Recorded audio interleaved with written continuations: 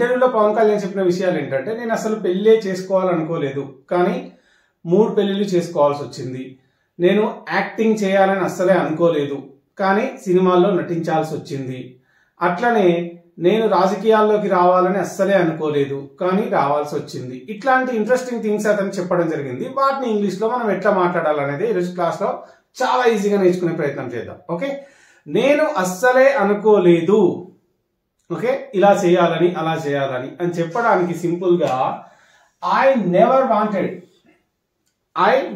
Wanted to get married అంటే నేను పెళ్లి చేసుకోవాలని అస్సలే అనుకోలేదు, కానీ but I had to get married for 3 times, లేకపోతే I had to have 3 marriages. రెండు రకాలుగా చెప్పొచ్చు. ఇక్కడ హ్యాడ్ టు అంటే ఏంటంటే చేసుకోవాల్సి వచ్చింది, చేయాల్సి వచ్చింది. ఓకే, ఏదైనా పని చేయాల్సి వచ్చినప్పుడు హ్యాడ్ టు చెప్తాం. ఓకే, ఇక్కడ పెళ్లి చేసుకోవాల్సి వచ్చింది అని చెప్తున్నాను కాబట్టి I had to get married for 3 times, లేకపోతే I had to have 3 marriages.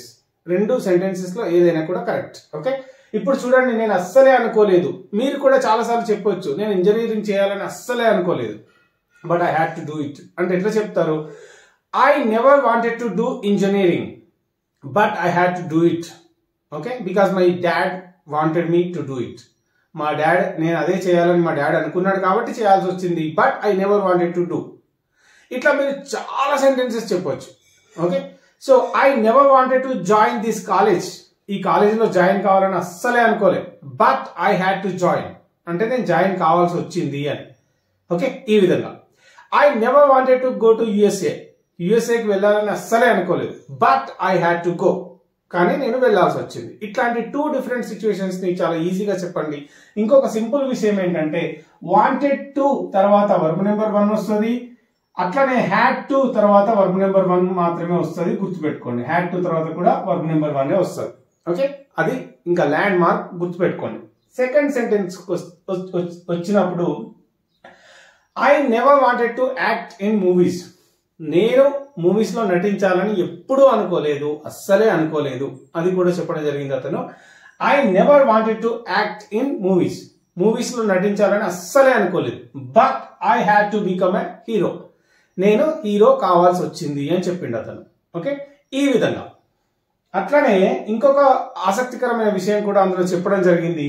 అదేంటి అంటే, నేను రాజకీయాల్లోకి రావాలని అస్సలే అనుకోలేదు, కానీ రావాల్సి వచ్చింది అని చెప్పడం జరిగింది. ఓకే, అప్పుడు ఏంటి అంటే, I never wanted to enter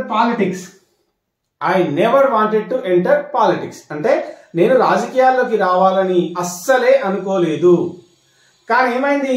but I had to come in to politics, కానీ నేను రాజకీయాల్లోకి రావాల్సి వచ్చింది. Well, I had to for 2 times of course, right?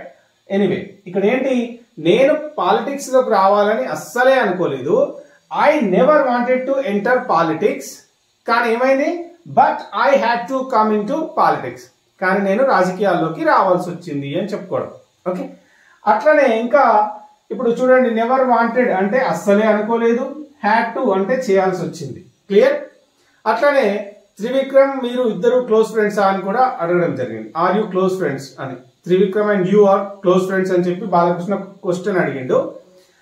Well, అప్పుడు పవన్ కళ్యాణ్ ఏం చెప్పిండంటే, I had to make friendship with Trivikram. Actually is not my friend, but I had to make friendship with him అంటే నేను అతనితో ఫ్రెండ్షిప్ చేయాల్సి వచ్చింది అని చెప్పిండు అనమాట. నేను అతనితో ఫ్రెండ్షిప్ చేయాల్సి వచ్చింది అని చెప్పడం జరిగింది. సో ఈ విధంగా ఇంట్రెస్టింగ్ గా నేర్చుకునే ప్రయత్నం చేద్దాం. నెవర్ వాంటెడ్ టు తర్వాత వర్బ్ నెంబర్ 1 వస్తుంది, హ్యాడ్ టు తర్వాత వర్బ్ నెంబర్ 1 వస్తుంది. నెవర్ వాంటెడ్ అంటే అస్సలే అనుకోలేదు, అది చేద్దామని ఇది చేద్దామని. హ్యాడ్ టు అంటే అట్లా చేయాల్సి వచ్చింది, ఇది చేయాల్సి వచ్చింది అని చెప్పడానికి యూజ్ చేస్తాం. That's it for today. Let's meet tomorrow with one more interesting session.